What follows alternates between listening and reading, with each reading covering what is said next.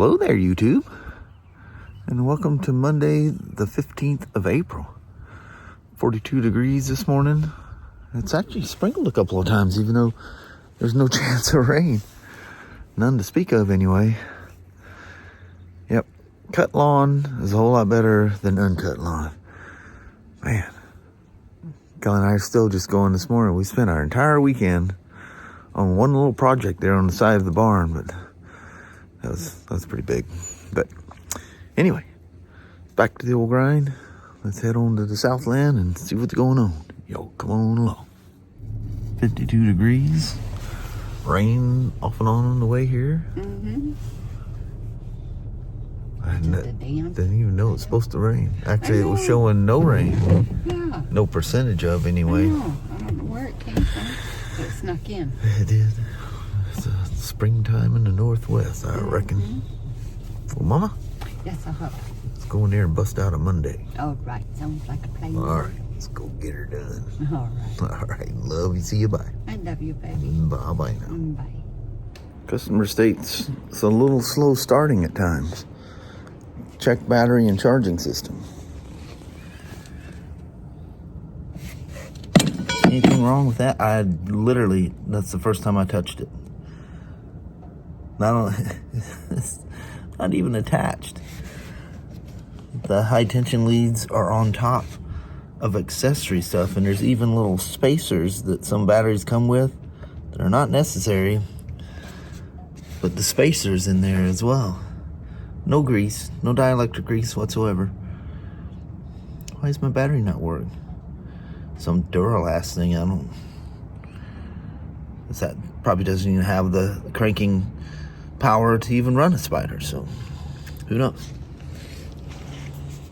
So the battery, it tests good. 12.53 volts. It says good, and it just says good battery. There's something that will say battery bad or good but recharge.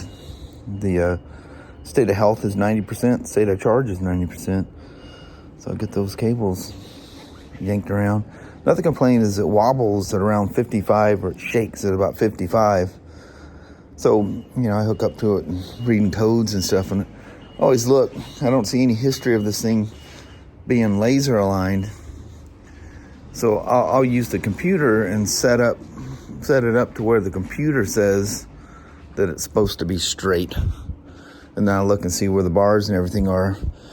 And then the odd thing is the torque offset, it should, with no load, it's a pi thing, and it should be just straight up, no load. Well, there's no load on the wheels. There's nothing binding on the tires or anything like that. So, I roll it back and forth, make sure the treads aren't biting. There's not a pebble that's running, anything weird, because that thing is very sensitive. So with it, no load, just free floating. The torque angle sensor is almost all the way to the left. So going down the road, this thing's probably fighting you. It's important for that to be straight up when there's no load on that's part of the alignment on one of these. There's no history of it being aligned. It wasn't purchased from us, so don't know. So looks like I might be heading straight to some rain here. This thing does not run pleasantly. I think this is probably, super low miles. You literally couldn't pay me enough to buy a 9-year-old Spyder with 6,000 miles on it.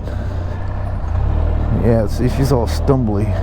That's probably one that went out every once in a while and fired her up in the old garage to get the juices flowing. Oh, she rolls down the road nice and smooth. Maybe this thing did get aligned. That torque offset, I've never seen one. Never seen one like that. There's no history of, well, through us anyway, of anything being replaced up there. If somebody replaced something and didn't reset the torque offset. That would do something weird. I don't know.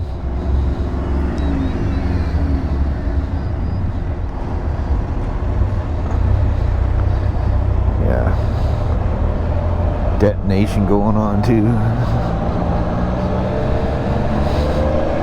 Gotta run super in these things.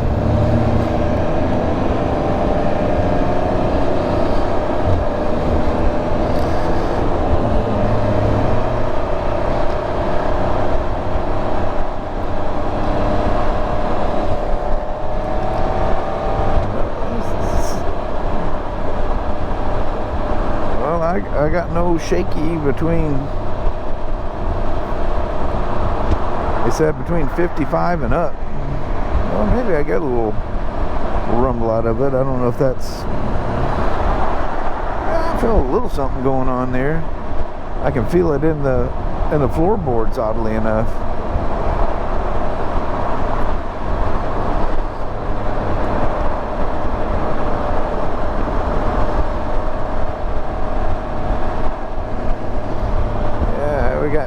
Yeah, it feels like a tire out of balance. Stay clear of this traffic, see if I can tell which one. I don't know, they're both jostling around like crazy. Wow! Yeah, it takes her a second to wake up. Holy moly. For the shake to wake up, that is.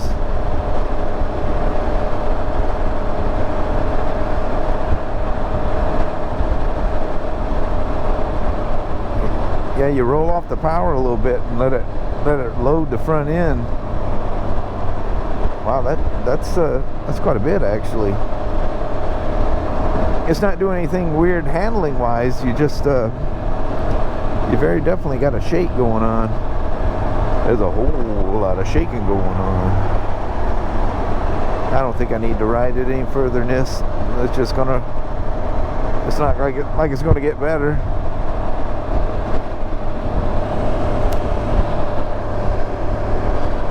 I want to say it's more on the left. Wow.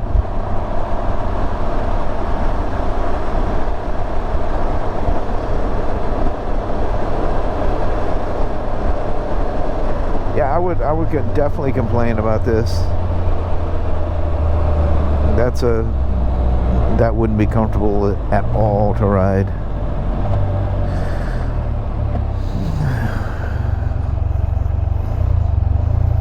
Let's see, wheel weights. Yeah, I see wheel weights on that one.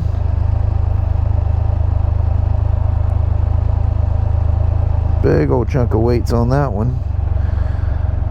And looks like we put front tires and supposedly ride-on in it.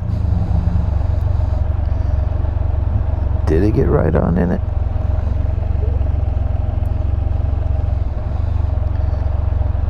The stumble thing seems to go away, but it's got this stumble in it. I just wonder if one of the spark plugs hasn't been compromised from somebody short running it.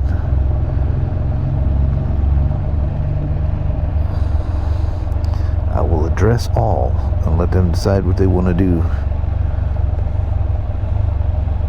Yeah, that shake has nothing to do with an alignment. Alignment doesn't create that. Yeah, see, it just stumbled real hard on me. You feel it. Definitely when it was cold, it just spitter sputtery.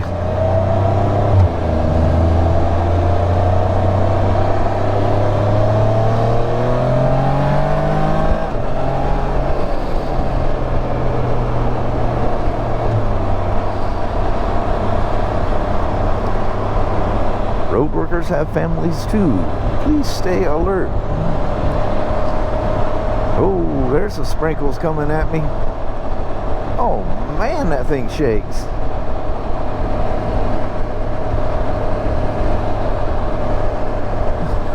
Holy moly. Wow, you can see the whole fairing. It's just making everything wobble up there.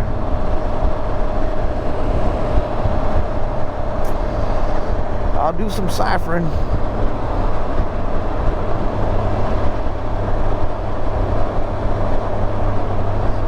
This is old enough. I went through and checked all the screws on the dash. The older ones, I think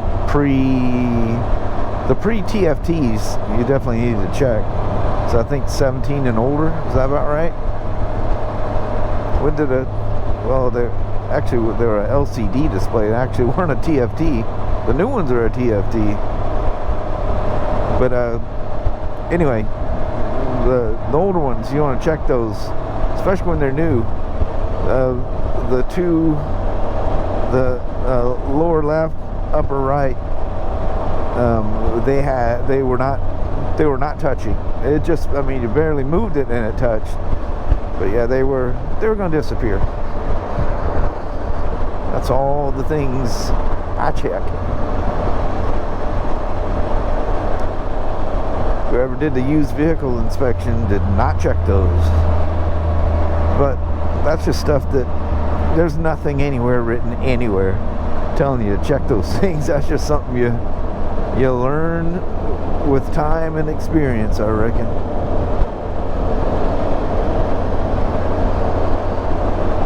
Yeah, she's gonna come down on me pretty good now, isn't she?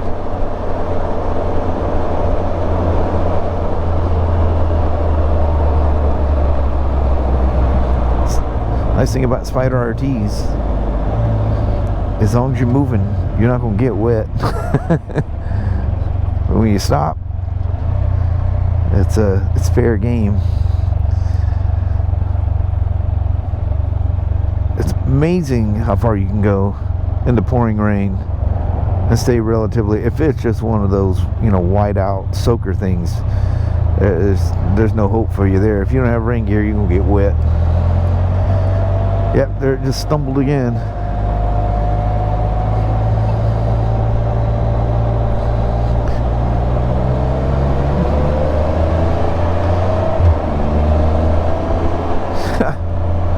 Oh no. I wish there's some way I get around this guy. I think if that's a box truck. Yep, it is. Yeah, he's definitely coming to us. I never get around him. See if I can, if he'll pull in a certain way, I'll open the gate for him. But he's going to be there long before I get there.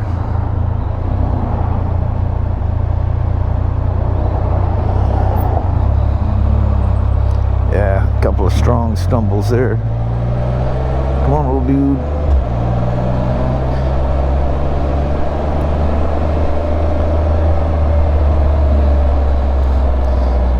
That's one of the corporate boys there. Oh, he's got a flat rear tire too. See where he's at in the scheme of things here. Yep, I can get him in. They haven't hit the gate yet.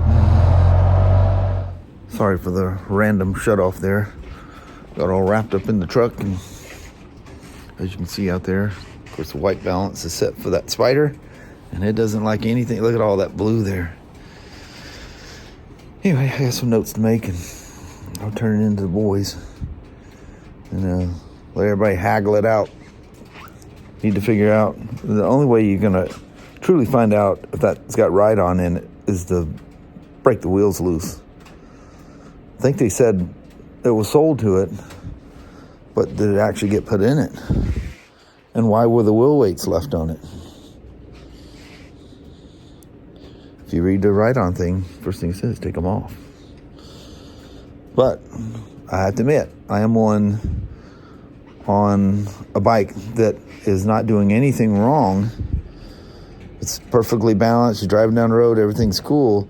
I will add the ride-on without taking the weights off. It's when you're putting a new tire on, you need to start over. Well, the most exciting thing of the day, no, it's not this 2014 F800. Although that's cool. I love it. It's got a Rotax motor in there. That's a BRP built motor. Built there right along with the Spyders and everything else. But what's cool, the all metal gear set for the Red Cat Ascent Fusion. That's pretty cool. Instead of using pins too, it's got these new shafts. It looks like there's one it's going to use, but that's part of the transmission part. The gear, but the reduction or the transfer case that you change the gearing or the undergearing for the rear is uses this new hex style shaft, and that's the part you're going to be, in and out. It's 2 bolts, and you can change it around. Well, 3, because you got to take the drive shaft out of the way. The rear drive. That's pretty cool. That's fancy. Thanks, Red Cat. Oh, that's almighty. Well, hello there, YouTube. Good Lord. Come home, have my little snack, little leftover from my lunch that I always do, which dogs get most of it. They'll gather. But, I was, all day today I was tired.